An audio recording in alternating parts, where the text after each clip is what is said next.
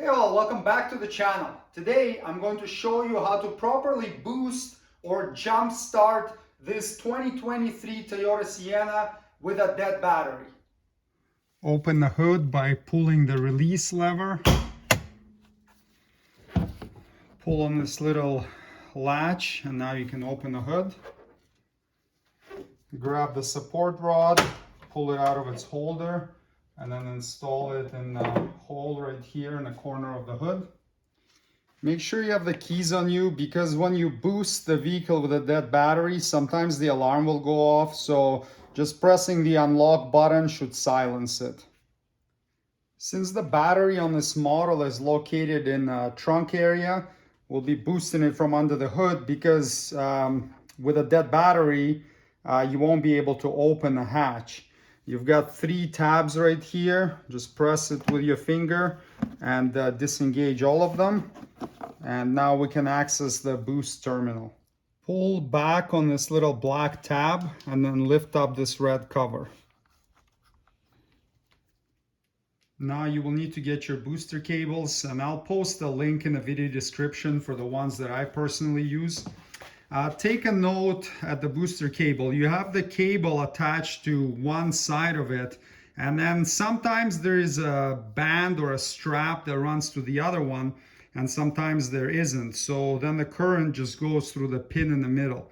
Because this booster terminal only has a metal plate on one side of it, on the other side it's plastic, I would recommend using this side of the clamp that has the cable attached directly to it on the side with a metal plate. Before attaching it, make sure that the other red end of the booster cables is not touching your vehicle, so that you don't cause a short circuit. And make sure that this is attached firmly and creates a good contact with a plate. Now you may use a nicely charged standalone spare battery or another vehicle to boost yours. I'm going to use a battery. It will work the same way with a donor vehicle. Connect the positive to the battery first, making sure you don't reverse boost it. I have seen so many vehicles reverse boosted and it destroys the engine control module, it blows fuses. It's something you have to be really aware of. So make sure that the red one goes to plus, and next you will connect the black one to the negative terminal. Make sure that they're on nice and tight, and dig into the metal so that you have a good contact here. Now the last step is connecting the negative clamp of the booster cable. The manual tells you to connect it right here to this bracket. Your cable may not reach there.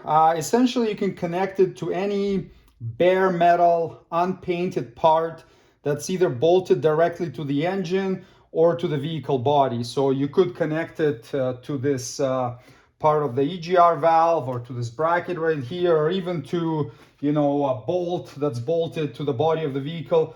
Just don't be near the positive cable so that you don't short circuit it accidentally. So make sure that it's connected and nice and tight and it's not going to slip off. And this is the time where the vehicle alarm may potentially go off. So in that case, you just press the unlock button and it should silence it. I'm just connected to a spare battery, but if you're connected to another vehicle, it's recommended to start the other vehicle and rev it up slightly just to increase the alternator output. And that's gonna raise the voltage a little bit higher and help boost your vehicle, especially if your battery is completely depleted. You also may need to let the booster cable stay connected for a little while, let's say for 5 minutes or so, just to bring your own vehicle's battery voltage up before you attempt to start it, depending on how discharged the battery was to begin with. And now you can start it like you normally would. Put your foot on the brake and then press the power button and wait for the ready light to come on in the dash. If the ready light does not come on, leave the booster cables connected for a little while. It's possible that your battery is just really discharged and needs a little bit extra juice before it gets going. And once the ready light is on, you can go ahead and disconnect the cables from your vehicle. Disconnect in the reverse order of connecting. So first will be this one. And just put it somewhere on a plastic part so it doesn't contact the positive terminal. Then disconnect the negative of the donor and then the positive of the donor. And lastly, the positive from your own vehicle. Now reinstall this cover until it clicks, and then reinstall the fuse box cover, line up the 3 clips, and then press down on them until they're all engaged. If your battery was completely discharged, when you start driving, you may have some warning lights on, most likely for the lane tracing assist system or the pre-collision system.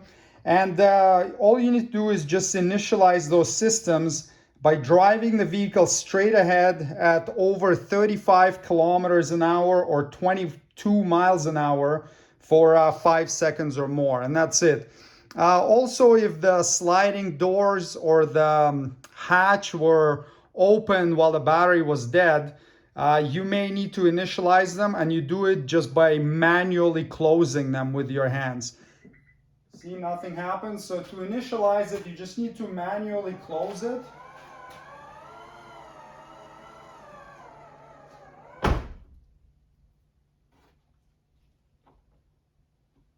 And if it doesn't open now, you need to unlock the doors with a key fob.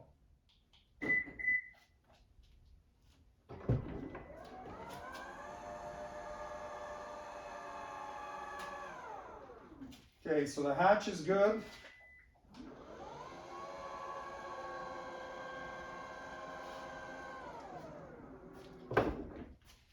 And the same for these sliding doors. Nothing will happen. You need to manually close them. Just go slow. They like to shake for some reason when you're doing this.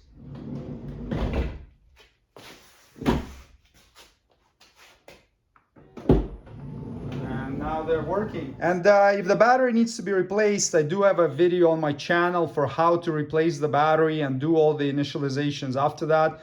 And I will put the link to that video in this video's description. Otherwise, that's it. Now you know how to boost or jump start a Sienna with a dead battery safely. Thanks for watching. Subscribe if you'd like to see more Toyota Sienna maintenance and repair videos. See you next time. Cheers.